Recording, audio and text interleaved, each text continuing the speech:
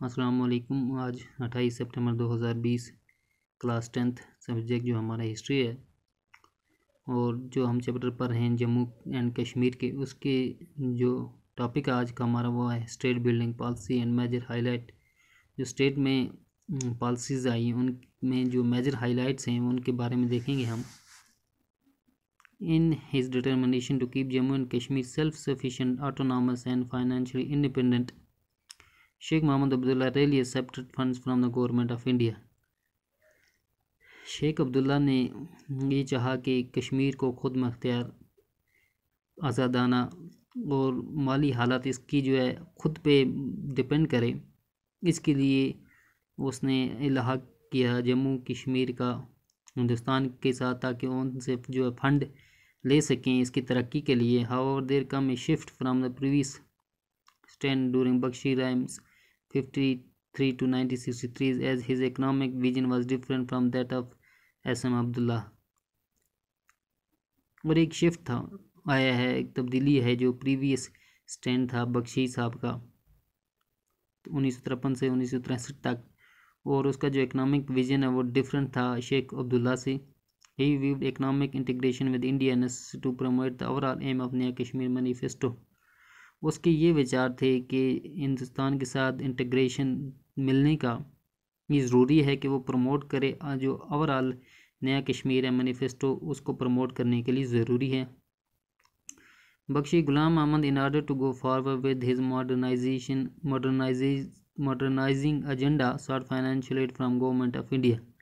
بخشی غلام احمد جو ہے اس نے اس لیے ہندوستان کے ساتھ ہاتھ ملایا فنڈز کے لیے تاکہ وہ فائنینشیل ایڈ جو ہے مالی مدد لے سکیں گورنمنٹ آف انڈیا سے۔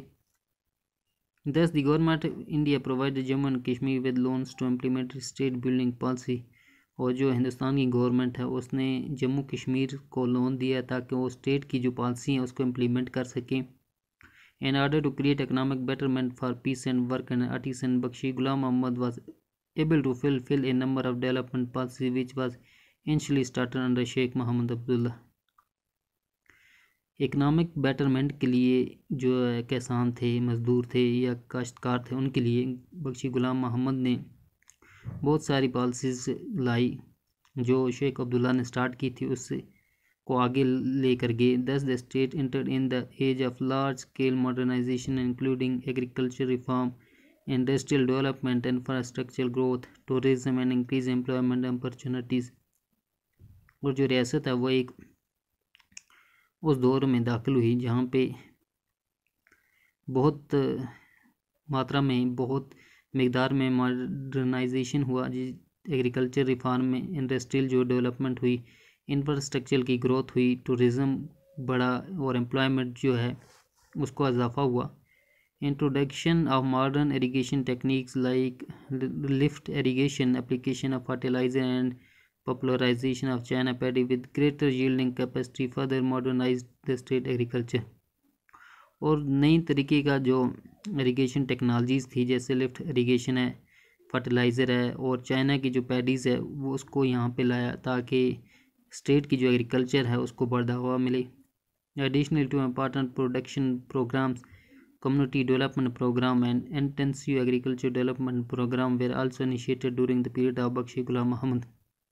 اس کے علاوہ دو اہم جو پروڈکشن پیداوار کے پروگرام لائے جیسے کمیونٹی ڈیولپمنٹ پروگرام CPD اور انٹینسیو ایگریکلچر ڈیولپمنٹ پروگرام IADP جو ہے وہ سامنے لائے تاکہ ایگریکلچر سیکٹر اس کو بڑھاوا ملے بخشی غلام احمد کے وقت میں۔